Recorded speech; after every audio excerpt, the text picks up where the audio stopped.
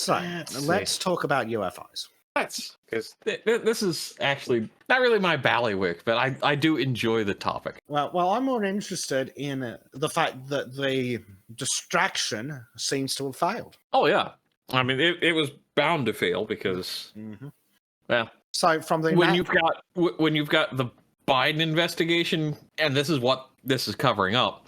Yeah, and you've got that crypto dickhead getting let off scot-free. Everyone's sitting here going like, awfully convenient timing. Yeah, which, now, interestingly, I think there is that imminent disclosure feel to things that have been ginning up for the last, like, maybe 10 years. Yeah. But the timing is always suspect. No, not to mention, we've seen an awful lot of weather balloons recently. Or rather, Chinese spy balloons. And that's technically a UFO. Yep. And, I think in a way that kind of gets back into our earlier discussion about people misinterpreting things. Yeah, whether it's weather balloons, whether it's actually something that we just don't have a proper definition of because we don't, or how it could be electrical discharges in the atmosphere that, since we don't fully understand lightning scientifically. I mean, ball lightning's been causing troubles for all of thousands humanity. of years. I mean, what about St. Elmo's fire? Yes, some of the famous stories of St. Elmo guiding the ball of fire off of the ship in the Mediterranean, all that stuff. Yeah. For anyone who doesn't know, look it up and see if you can find a video of it, because it's a fucking cool phenomenon. But St. Elmo's fire is basically where the atmosphere discharges electricity into a vessel and it lights up. There's some kind of coronal discharge from a wooden ship. It's more than just a wooden ship. It's wooden houses too. My grandfather, where he was growing up, they had it come through the window. It started at the window outside and moved to the chimney and burned out on the fireplace. It connected with the ground. And that's been in the family lore, since it happened to him at like age 5. So yeah, it apparently it's frightening as hell when it shows up, and it's like, it's really cool later. I imagine it's actually more frightening to anyone who realizes that it's an electrical discharge going, oh fuck, there's an abnormal charge in the air. Is it going to equalize extremely quickly? Yes. Because how does weird electrical discharges equalize quickly? Lightning. It's hasn't there been a story out of the UK? It's an old story, like 90s, where it basically came into an old house and blew up. Just blew the roof off the house. Man, that's entirely possible. I mean, when you've got that much fucking electricity just sitting there, it's like, feeling uncomfortable now. Not to mention that you would like, oh my, I can.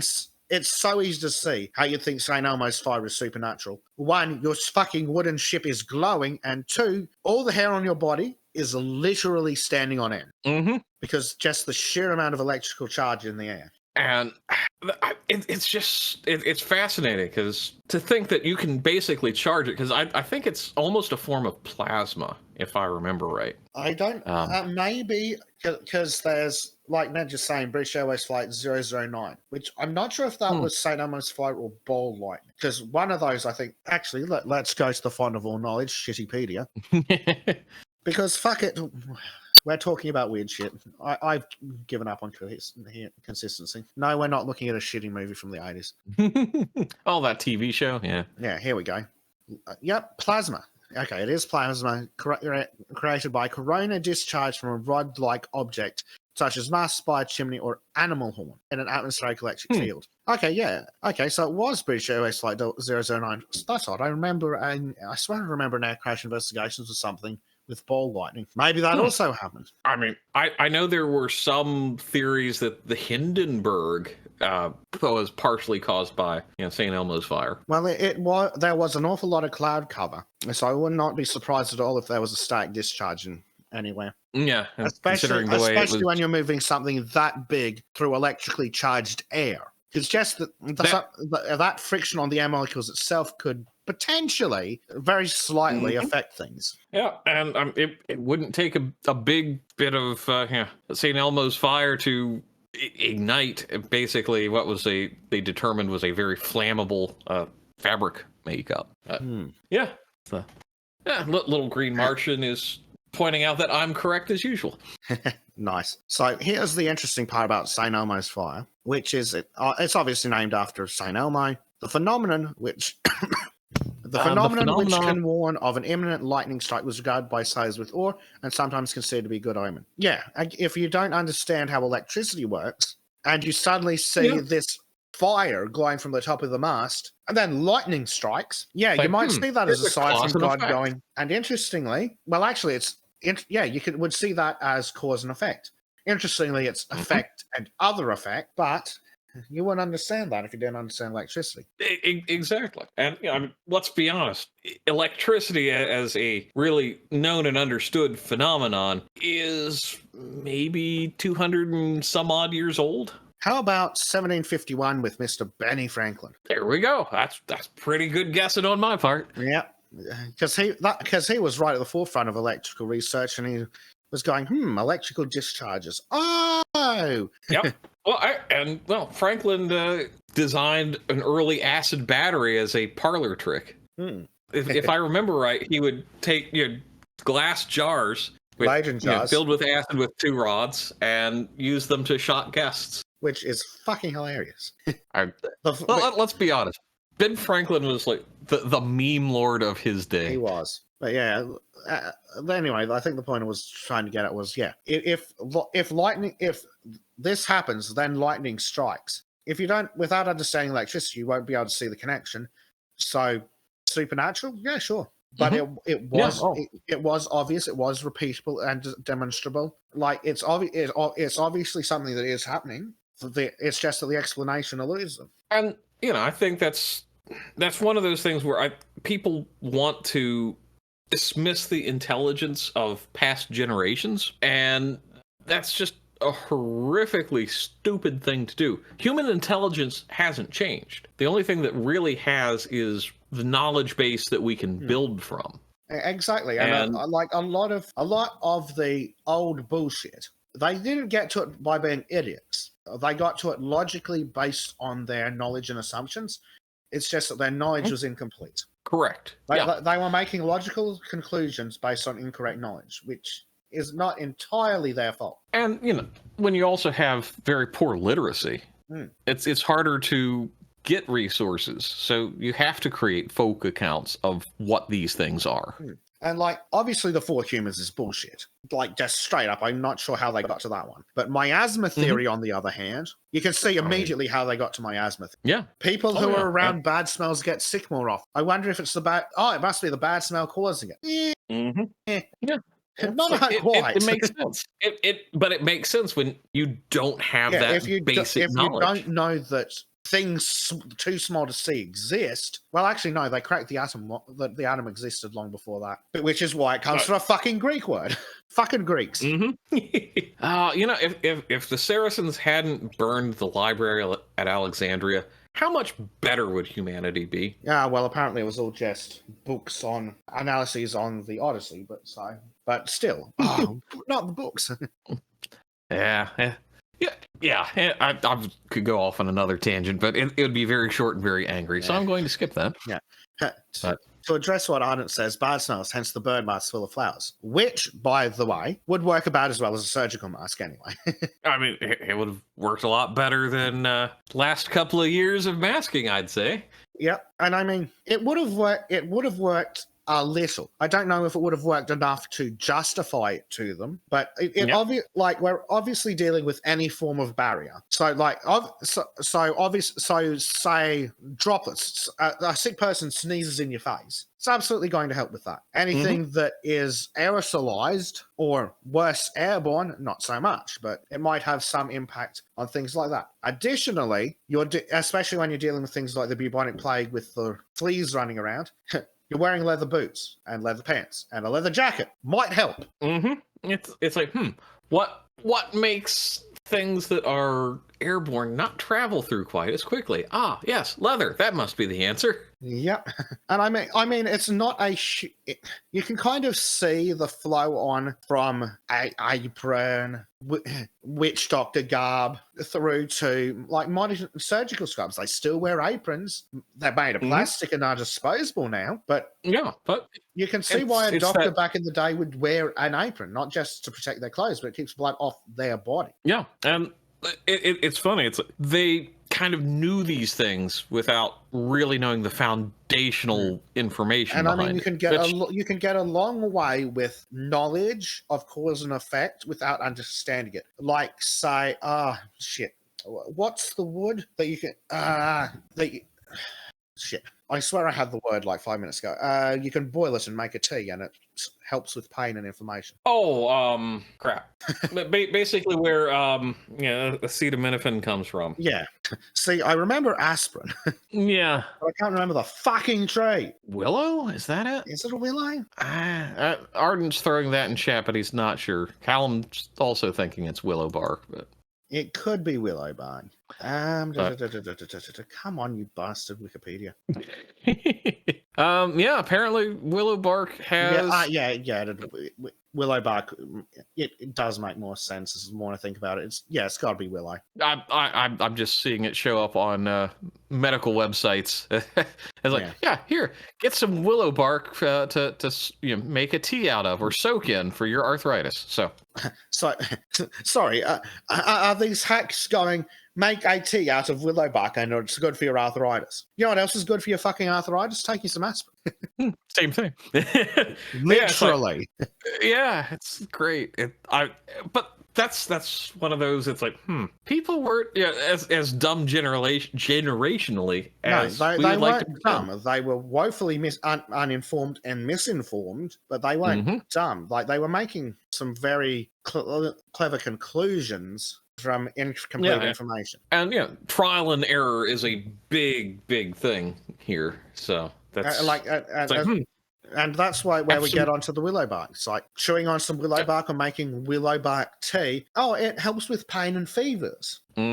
Yes, it does, because it's actually real medicine. It's just we got a lot better at extracting it, and we got better at just making it. And we can synthesize things quite a bit now. Which is where you look at folk remedies and traditional medicine and the difference between knowledge and understanding. The witch doctor knows that willow bark helps with fevers. He doesn't understand why. But it's like, we just need to change the dosage. We need to boil extra willow bark this time for your headache. Yep.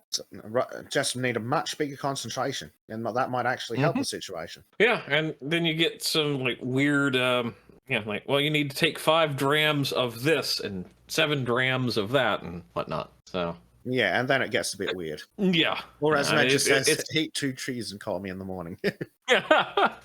Dear. So we somehow got into this about the whole UFO thing, but... Well, it was cultural presumptions and not being able to understand natural phenomena. Yeah, and it ties into what we've also been talking about the ability to understand and extract meaning from words. Like we've talked about what is a giant. Well, what is a UFO? It is literally an unidentified flying object. Yep. Of course, they're trying to change it to UAP, unidentified aerial phenomenon. It's like flying object aerial phenomenon. It doesn't. It just makes it easier for them to say, we've got something new and clever, rather than saying, here's some more information about the thing that you may already know. Exactly. It's just obfuscation. But I mean, when did UFOs start becoming a big thing in the States? Was it the 1950s? No. When was it? That's what it became pop culture. Yeah. You've got incidences in the 1930s. You've got them into the 1830s. Yeah. But it did. Sorry, that's what I was after. I was after the big ones. The big ones were in the 50s. I think that a lot of them started. When was Roswell actually? That was 57? Yeah. I'm not so I think super up on it. It's close enough for my theory. 1947 was the Roswell incident. 47. Yep. Which is even better for my speculation here. Right. So you've just finished a world war where you have invented the rocket and the jet engine, and it was And a large part of it was won by air superiority, especially over the Atlantic and in Europe. Yep. So what do you want more of? Really good planes. Mm-hmm. And what do you not want? For the enemy to know that they exist. Well, obviously you need somewhere to build and launch these experimental planes from. Well, what if you stick a military base somewhere near Roswell? Just for reasons. Nice out of the way, you know. It's out of the way, middle of bumfuck nowhere. And then you're doing some tests with your top secret military aircraft, and some fuckhead crashes it, or a part falls off. And now you need to stop the Russians from figuring out that you're researching, I don't know, jet planes or something. Well, let's go a step further than that. Let's go with experimental aircraft that you might have had some design influence from Operation Paperclip with. Yes. And yeah, it's kind of a big thing because the YB-35 or YB-49 experimental bombers, which were based off of earlier German designs. So because you had the Horton, oh god, I always want to call it the Gotha 229, but I don't know if that's correct. Basically a flying wing, which was kind of triangular in shape, which there's a lot of early UFO reports of, hey, here's a flying wing. Yeah, this triangular thing flying around without lights. It's almost as if that's roughly an approximate shape of what you might want some kind of jet bomber to look like. Exactly. And you're not going to want to fly it with lights because you don't want people to know what it is. Yeah, because people might see the bloody thing. Yeah, you don't want it to be obviously identifiable as going, let's see, it is moving north. And on the east side, there is a green light. On the west side, there is a red light. And at the end, there is a flashing white light. Gee, I wonder what the fuck that is. Yep. Yeah. Huh. Yeah, that's it's kind of interesting. And I think the Soviets were developing flying wings too. They just they never really got it off the ground. And more towards speaking of the Roswell stuff and flying saucers. I think it was Vought. Here we go. Built basically what they call the flying flapjack. Here we go. Here's some good ones. World War II flying wing. Okay, now fly that over Roswell. Yeah. Or I mean, again, Avrocar built, and that was a Canadian company, built something similar. But yeah, it's just bonk it in, because I always found this an interesting aircraft. It's the Vought VX5U, I think. That an odd looking thing. Yeah. I can't imagine where they're getting their lift from. Not really much of anywhere. That's why it kind of failed. Miserably. Yeah. So just to go back to these flying wings, like, look at the actual planes that actually exist. Like, look at this fucker. Can you imagine what the 1940s prototype of that son of a bitch would have looked like? And you happen to have an Air Force base in the middle of Nevada, the bumfuck nowhere in the desert. Well, that might be a good place to keep your experimental flying craft. Yeah. Bumfuck nowhere in the desert. Something, and there's not a huge population, and it's so spread out that you can operate for hundreds of miles and not be seen. Yeah, and then you might have an accident. Someone might see it, or you might need to do an emergency landing somewhere, or something goes tits up. Or those pesky Russians, their spies are better than we thought, and they're getting an idea that we might be up to something. Well, what's one possible thing you could do? You could get a dude who makes a really convincing nutter and get him to run around going, there's aliens. Well, I mean, what you do is you just show him something that exists that he won't understand. Find a local nutter and give them some ideas. And then when you have the local nutter running around going, there's aliens, they're flying around in their saucers, abducting people and raping cattle. Yeah. And so you hear the absolutely insane stuff. Aliens abducting people, mutilating cattle. So you throw it all. So you throw out everything except the bit including the bit about the weird flying ring or the disc-shaped odd aircraft. You assume it's all insane ramblings, so you throw it all out. Except is there maybe that he did see something in the sky? Well, he might he's probably legitimately a nutter, but what if the nutter did see something and he's just too stupid to explain it? Yeah, or hell, you can even have fairly well-educated people, but because their brain isn't, being able to go, yes, I see the full thing. It's just this vague shape at a very far distance. Mm-hmm. That when they start making conclusions that are incorrect, you don't correct them. It's like, yeah, let's just let them ramble on. Oh, there you go. A flying wing from 1948. Gee, I wonder what that might look like in the middle of the night at 60,000 feet in Nevada. Oh, I actually, the prototype, the precursor for the VX5 or XF5 was successful, and its development program ended in 1947. How convenient. So, yeah, it's funny that. It was the V173, and it's very much a flying saucer. V173, did you say? Yes. Oh, fuck me dead. Yeah, that's a saucer all day long. Yeah. So if they're doing tests on this thing... Oh, look, in front of a U.S. Navy hangar. Mm-hmm. And where would the U.S. Navy have been testing this? Probably down in California. So they could have been like, let's do a long-range flight between probably San Diego... What if we went from, say, San Diego to this inconspicuous Air Force base in Nevada, perhaps? Mm-hmm. Yeah. And, of course, we don't want any lights on it because it's an experimental aircraft. Exactly. And, the Cold War is kicking off.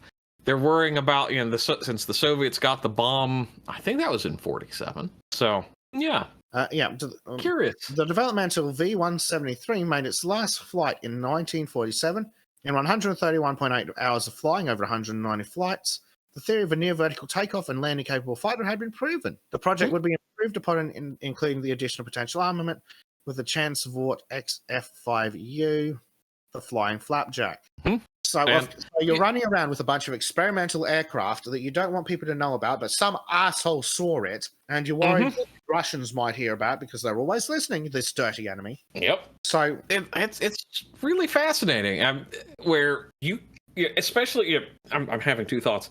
It's fascinating that they need to concoct enough of a story where it's vague enough, but it's believable. And you also have, at the same time, development of vertical takeoff technology. Well, that's exactly what this article says. That Zimmerman advocated the concept of a discoidal, notice the word disc in that, aircraft, and something near vertical takeoff. Just trying to find where they said that the first time. Don't know. Anyway, it does say in the operational history that Zimmerman's theory of a near vertical takeoff and landing capable fighter had been proven.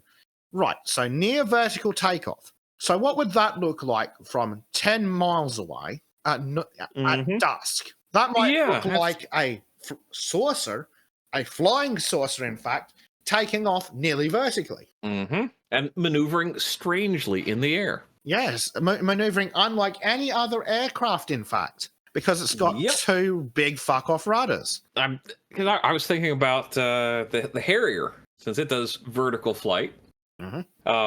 If you see that at a distance, you don't know what that is. Who's to say that that's not a UFO? Because hey, there's lights, and then it moves up vertically all of a sudden. Yeah. I mean, I'm going to go out on a limb and say that I'm dying. No. By the time the Harrier came around, not on a limb. Helicopters were a thing, but yeah, it's not hard to imagine that some idiot sees a light fly up and then move sideways at weird janky angles. Yep. And of course, if something gets out, and say some local not nutter sees your V-173, and he's talking to all his mates about the weird aircraft he saw, and you're like, shit, there's probably Russians near this military base. What do? Well, we find a local nut job. Yep. And we fill him full of crap. Hell, we might even abduct him, because this is the 40s in America. We might even abduct him, take him to an undisclosed location, shine bright lights at him while we are wearing, I don't know, chemical suits to hide our identities, and then we tell him some interesting stories about how we are here to to be taken to their leader. Yeah. Well, in fact, we might even drug him a bit. I was going to say, you don't even need to go that far. You just need to basically put him in drug him, put him in the back of an ambulance, and shine bright lights in his face. Mm-hmm. That's it. Drag him into the ambulance, shine bright lights on him, wearing some kind. I assume you'd wear some kind of full body covering suit to hide your identity. Maybe even a green one, because you're in the military and green's reasonably good camouflage. And I mean, you are working near an Air Force base, so having a green hazmat suit of some kind is not outside the realms of possibility. So you whack on some kind of face covering, maybe a respirator or something, so he can't see your face. Shine bright lights on, and convince him to say. And every thing you're saying is going to be muffled, so he can't really tell what's going on. Yeah, in fact, that's even better, because if it doesn't sound human, or you might even play an intentionally modulated voice to him, because this is the 40s. We can already do that. And there's just a lot of, and hell, I don't know if you'd even need to go to that extreme. You probably wouldn't, but you could. It's not outside the realms of possibility. And again, it's the 40s and 50s. The military were not above kidnapping people. No. Or doing evil things in general. Now, really. Steve the Tuskegee Airmen. They were given a rough stick illegally. Very.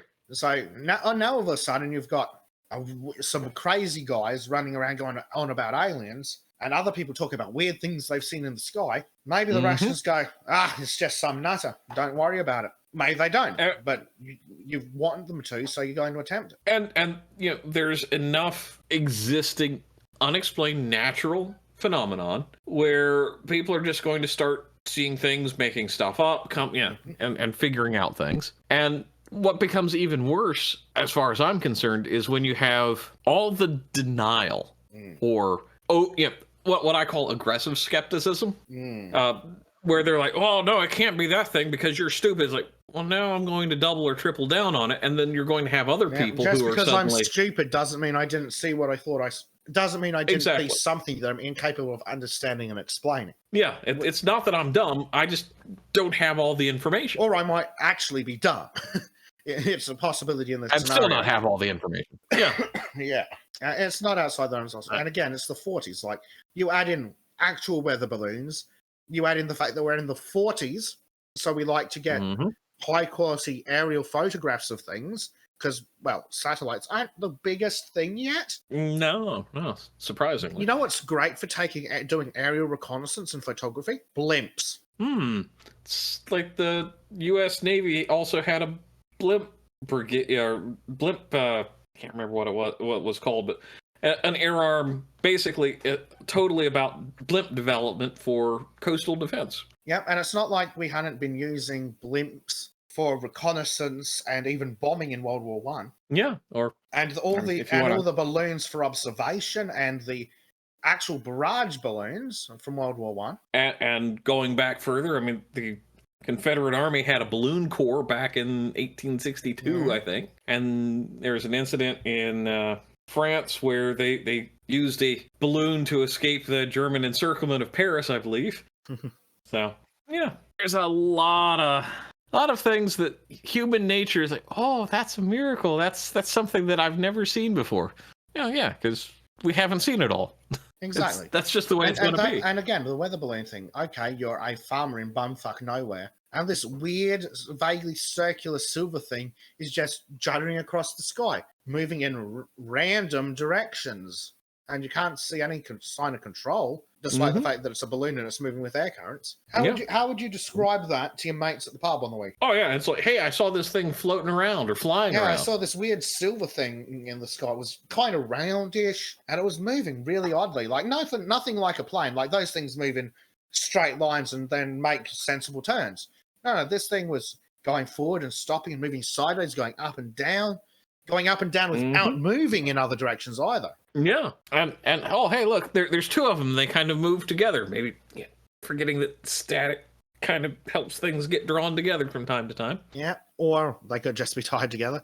So you've got all these possible explanations, and now they're going, oh, we're releasing our UFO data. It's going to be 60 years of weather balloons. I'd say there's going to be other stuff. Yeah, there's going to be all sorts of other stuff, such as Chinese spy balloons. including the ones that we don't know about. Mm-hmm. Maybe they were actually smart and flew some of them at night. Yeah. Night's the best time for concealment of anything, so why not? Yeah, maybe they actually painted it black and then floated across the states at a really high altitude. Mm-hmm. I mean, how did Felix... Well, was it Baumgartner who jumped out of a hot air balloon? Essentially a hot air balloon and parachuted back to land? Balloons are really cost-effective when you need to get something all the fucking way up there. Yeah, exactly. So there was a program the United States Navy was developing with the Army Air Corps back during World War II, where they were mounting lights onto B-17s for naval reconnaissance.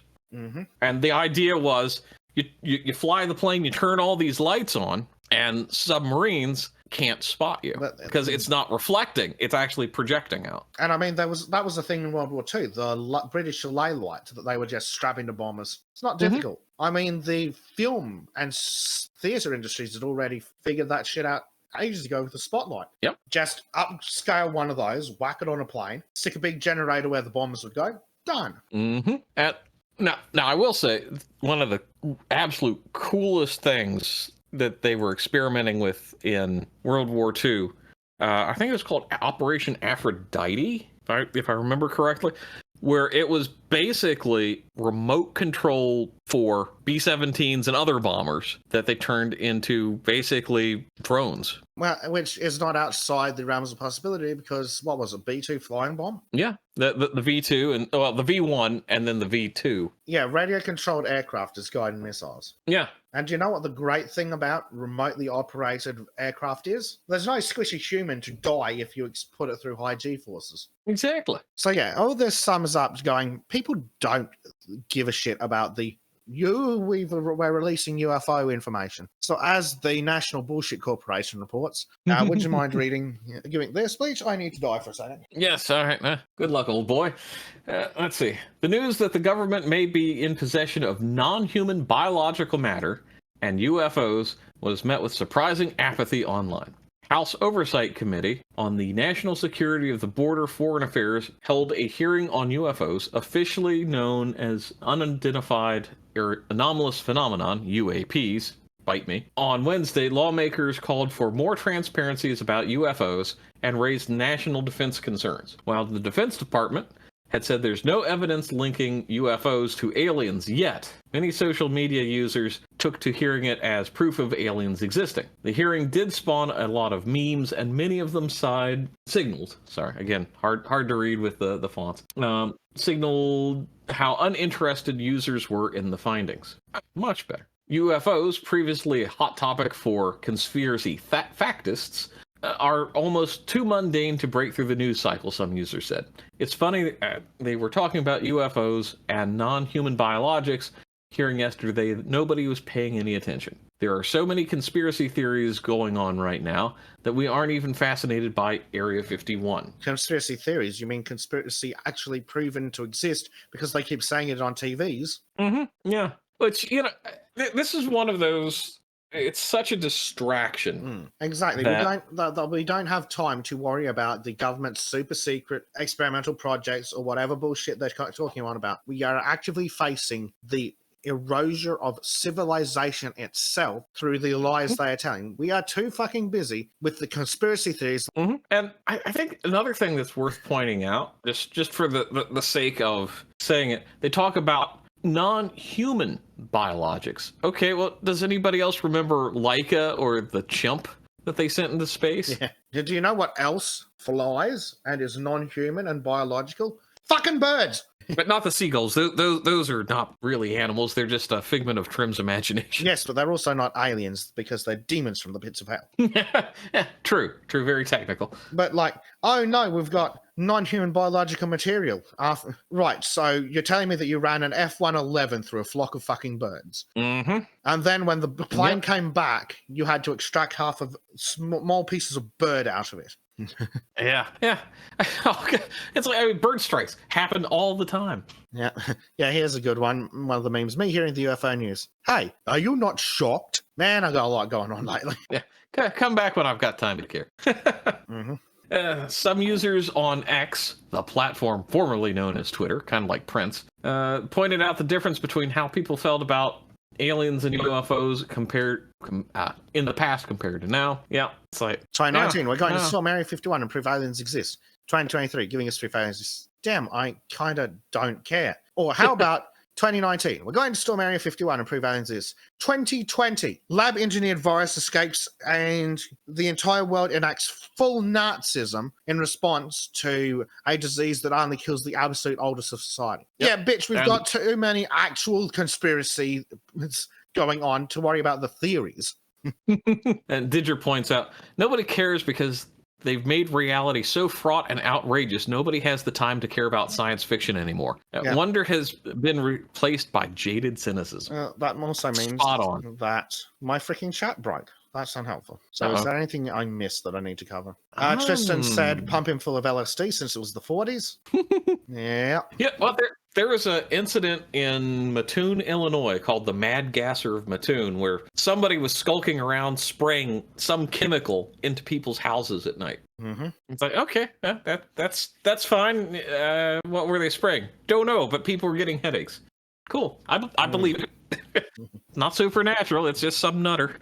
Some nutter or some government scientist? Is there a difference? No, the pay? Being a sociopath employed by the government pays better. Yeah, well, you get benefits long term. No, thank you. I'd rather not see Fauci ever again in my life. Yeah, so yeah, sorry, just going back to as it goes off and dies. Yeah, going back to Medge's comment about how nobody cares because they made reality so fraught and outrageous. Nobody has time to care about science fiction anymore. Wonder has been replaced with Jade Simpson. Yeah, exactly what we were saying. Why the fuck would we give a shit about the aliens when we've got actual shit worth worrying about? Yeah. Oh, dear. Yeah. Government nutter the elected. Mostly in Canada, yes. Yeah. Carm says Goose is going at Mach 5 at 30,000 feet and not normal. An F-22, however. Mm-hmm. Also, yes, Maureen, we are talking about you. What, the local nutter? No, it's a sociopath employed by the government. We weren't talking about you, but if the shoe fits. Yeah. Fucking rumble. Working bastards. Yeah. I find the topic fascinating, and to me, it's like, yes, there's something beyond this world, but the way people keep describing it's like maybe 5% of all the encounters can be summed up as something, not normal, supernatural, I would say. Does that mean supernatural tends to mean something beyond the natural, i.e. the name, but it tends to be used, it should be used in something that is beyond what we can rationally describe at that moment. Well, that's it. Show a smartphone to Benny Franklin. It'll take him a minute. And especially if you just flash it in front of him, showing him like a TikTok or some damn thing. Show him any, and then from the time where he was alive, show him any color video with sound, blow his fucking mind. Yeah, exactly. And then he'd probably be like, how can I turn that into a parlor trick? Probably. But and I think that's the thing. We don't have the comprehension or technology to make this mundane. Yeah, exactly. And I mean, all these, the thing about the UFOs is that there's really simple explanations for actual UFOs. And we've covered a bunch of them. So we've gone, someone saw something in the sky. There's 100 things that could be whatever. Get back to me when you've got something resembling actual proof. Meanwhile, we have the unelected elite coming out on TV and going, yes, we will crush your employment. We will lock you in your homes and we will make you eat bugs for the environment because global warming is going to raise the sea levels by 10 meters. Ignore my beachfront property. Yeah. Yep. No time for unprovable conspiracies that can be hand-waved away with basic science when we've got actual conspiracies going on that no one's fucking talking about. That are proven daily, it seems. Yep. Dear. Yeah. So that was... Should we poll chat to see who wants to be your pallbearer? How about yours? You looking forward to the draft? Because the military's got a new idea. Well, luckily I've aged out. You think? Just barely. True. I don't have previous service, so I can't get recalled. No, but it's like when idiots in Australia are talking about Ukraine, I'm like, I'll often say, like, I don't want to get us to get involved. I don't want to get drafted. It's like that they go, but we don't have a draft. Yeah, we didn't before Vietnam either. Shut the fuck up. I fucking guarantee that there is a draft act of 20XX document sitting in a fucking filing cabinet in the Capitol, waiting for some asshole to put the year on it and sign it. Yep. Oh, look at Obamacare. How that, quickly that came around. It's like, oh, well, gee, let's do it. Yep. Oh, hey, here's the paperwork we all need to sign into law. Or when that nutter in New Zealand shot up the mosque, less than 24 hours later, they had an act written. Yeah. You just know that was sitting in a fucking filing cabinet waiting for an excuse. And if anybody tells you different, you know they're lying. That's really what kind of blows my mind, is your average voter doesn't realize that this is all pre-planned. They just have to look for the opening to slap it in. Do I think that I think it was Christchurch shooting or the Port Arthur shooting in Australia from the 90s? Do I think that they were actually committed by government assets? I'm pretty 50-50 on the one in Australia, but I'm not convinced on the one in New Zealand. But I can fucking guarantee you that they were just waiting for an excuse. You know they were. Oh, yeah. There absolutely was a secret government meeting where they're like, right, we're going to write up a gun control act for New Zealand, and we're going to put it in a filing cabinet, waiting until someone does something stupid enough for us to justify it. Oh, look, someone's done something stupid. Pull it out. You cannot just write an act in an afternoon. So it must have been sitting there. Well, and you know they're going to go back and they're going to revise the language from time to time just to make sure it's more draconian. Exactly. And Didger points out, ever notice how many of the mass shooters were known to authorities, but nobody did anything to stop it? Yeah, just about every single one of them. Ever notice how so many mass shooters are known to authorities, then buy a gun, passing a federal background check, then commit the crime? Well, if they're known to authorities, why are they passing the background check? Are you telling me the fucking feds can't just flag their file going nutter and force their 4473 to fail? I mean, it's possible. Granted, you'd have to have some sort of adjudication and actually rendered mentally defective in a lot of cases. You expect the ATF to give a shit about the law? No, or dogs. Yeah, well, dogs are loyal and just. The exact opposite of the ATF. Yeah. It's just it's really mind blowing to me how willfully naive I think the general public wants to be. There's that normalcy bias where hey, oh no, the government can't be that bad, and then they always prove that they are.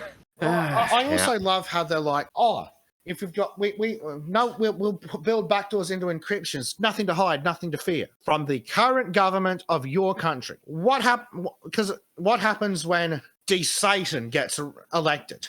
And then he turns around and goes, find the queers with all the surveillance data we've gathered. Like, why the fuck do they think Hitler had, what was it? Which one of the companies was it? I can't remember. Why do you think Hitler had companies build computers so that he could, what was it? I've completely forgotten it. He could do a census of the population. Yeah. And and as soon as the census was done, what did he do with the information in the census? Religion, Jew, dead. Sexuality, gay, dead. Political communist, dead. Not socialist enough, also dead. Exactly. But we've got nothing to hide, nothing to fear. The Jews had the fucking census to fear. What? Yeah, it gets into that. Well, if you're not doing a crime, why should you be object to it? It's like, because history. Yep, it's fucking ridiculous. Oh, shut up, Rumble. First it didn't work right, now it's working too well. Exactly. I didn't want it to start. I wanted it to reload chat. It makes no sense whatsoever. Like, let's talk about Lotus Eater guest, ex-cop McChucklefuck, who thinks that stop and search is the greatest thing since sliced fucking bread. Because, it's never happened to him or his kids. Yeah, Nick Buckley, Yeah, Nick Buckley. Okay, so that's a horrendous human rights violation. Oh, but it works. It helps reduce crime. You know what else helps reduce crime? Warrantless searches. Not like there's been people dying from that or wrong houses entered. Mm-hmm. You know, I'm pretty sure we could solve that motorbike theft if the police just went door to door in every house in the city. Yeah. Just kick the door in, come in. I see, that's a lovely house you've got there. I'm going to come in and search for guns, drugs, motorbikes, Playboy magazines, dildos. Oh, what's that? You share a bed with your boyfriend? Ooh, that's a death thing. Oh, my. Yeah. But, it's good at reducing crime. No, fuck off. Warrantless searches are good at reducing crime. Doing away with probable cause helps reduce crime. Do you know what else reduces crime? Doing away with judges criminals and juries, like Sadiq Khan wants to do. No, what? Not Sadiq Khan. Is it Sadiq Khan? Whichever one the fuck is in Scotland. Is that sad? Oh, no, Hamza Yusuf. Hamza the fuckhead. Yeah, Hamza Yusuf up in fucking Scotland wants to do away with juries for rape trials. You know, I guarantee that doing away with juries for rape trials would see more rapists get convicted. We'll also see more innocent people get convicted too. But don't worry, according to Nick Buckley, it works at reducing crime, therefore it's a good thing. Yeah. No, fuck off. The government should have as little power as possible at all times. Pack, stop, and frisk. I don't give a shit how well it works. As a horrendous violation. Yes. Oh, my. So on that lovely note of fuck the government, let's see, anything interesting in chat? Yeah, Maureen also points out just shooting everyone on sight works like a charm as well. True. I'm low population, low crime. Well, that's another one, isn't it? The woman who got murdered by the cop, protests about that. Yeah. The protests against the lockdowns. Okay. Do you know what? So if those are crimes, we can just open up with the machine guns. It stops crime. It's okay. No, stopping crime is a fucking bullshit excuse. It's one of those. We're always being told be sympathetic towards the criminal, but what they don't tell us is if we just made life actually, punishable to the criminal, they would probably stop. If they didn't get so fucked up by the system where they couldn't just go move, clean up their life, move somewhere else, and start over. Non-desperation crime is relatively is a lot easier to curb. You actually arrest the people doing it, then you actually convict them, and then people will stop doing the similar things. Because there is a threefold purpose to punishment when it comes from the legal sense: deterrence, punishment, and rehabilitation. And you need those in specific measures. And the answer is not 0, 0, and everything. Yeah. Well, the other thing with the rehabilitation is there are certain people who can never be rehabilitated. Like pedophiles. There just aren't. Yeah. But there are other people who would benefit from a harsh punishment, good rehabilitation, and basically saying, okay, you know what? You've served your 5 years, and now, as recompense, we're going to seal your records because it was a petty crime. Now, that means it's not necessarily going to be easily researchable, as long as it's not something where it's like massive, like $1 million embezzlement, stuff like that. Well, that's it. If a 19-year-old shop, and then they go to prison for a little bit, they won't, but if they actually did, they go to prison for a little bit, then we put them on, I don't know, a 5-year good behavior. And then actually give them a hand, like maybe go, you want to go to trade school? Government will pick up your tuition. Yep. Like, obviously, it's not fair, but it's effective. It's also not violating human rights. Well, and, the thing is, once they get that first opportunity to return to society, where they're not weighed down by stigma, but if they return to doing similar or worse criminal activity, okay, now you're going to be that's also another thing. Labeled. If you're more generous with the help after the first one, you're a lot more justified in going, hey, we punished them, we helped them get a job, and they've fucking done it again. This time, we need to mean fucking business. No. And not only that, but they have to work off, either by time served or by, like a prison farm, the amount of money that was invested into them trying to rehabilitate them. To an extent, seems reasonable. Just going to address some comments and then we might wrap up. I don't really know if we talked about the draft, but also we touched that enough. Tristan says, if you're willing to accept rights violations in the interest of eliminating crime, why not take the parsimonious route and round up all the Pakistanis and Albanians and ship them all to an island? That's a different problem. And also, it's not a rights violation. Yeah. They're not fucking supposed to be there. Just ship them back. Exactly. And if they don't make it back, well, you tried. Exactly. Based says, fuck, stop and frisk. I like this idea. Maureen says, I don't mind being searched while being on an airport. I usually surf the arms. Now, see, I wouldn't mind if they'd stop letting people through with guns, bombs, and drugs. Like, every time they have ever been tested, they've failed abysmally. Well, they don't have competent. I mean, it's just bloat. It's just government bloat. Because I remember in the before times when doing air travel, and they were much more courteous. They were much more efficient, and they would catch things. Now they weren't looking at the same level of scrutiny, but they would definitely catch things. Yep. And since especially with the TSA coming about, they have no incentive because they can't just get fired on the spot because they're damn federal union. Damn the federal employees. Yeah. So it's like Yeah, one last comment and we'll wrap up. Major says, but the commies in the European courts object. But the commies in the European courts can all fuck off out of the helicopter. Anyway, as much as I would like to continue talking, I can't. You can't. Apologies for the short show, guys, but I'm dying. Arnott's already dead. Bleach is cackling. I am the one true survivor today. One of these days I'm going to have to teach Bleach how to actually run the show. In case anything happens to me. Yeah, that's fair enough. But yeah, that is it from us. Thank you everyone who came and hung out. Thank you to everyone who joined us in chat and contributed to all the parts wwhere we forgot what simple things were called. Like words. Well, what now? Yeah. This is just a fever dream of yours. You're not actually doing the podcast yet. You still have to wake up. I'm still asleep. I've missed it by hours, and everyone's in here going, "What the fuck are you doing, you psycho?" Won't be the first time. Well, I think on that lovely note, it should be Chatelet time, perhaps? Yes, it is. Indeed. Good night, everybody. Thank you for coming, and we'll see you next time. Chatelet, everyone. If you enjoyed this segment from the Sons of Chatelet podcast, please consider joining us live exclusively on rumble.com/c/Sons of Chatelet. A special thanks to our Subscribe Star supporters who you can currently see scrolling past on your screen.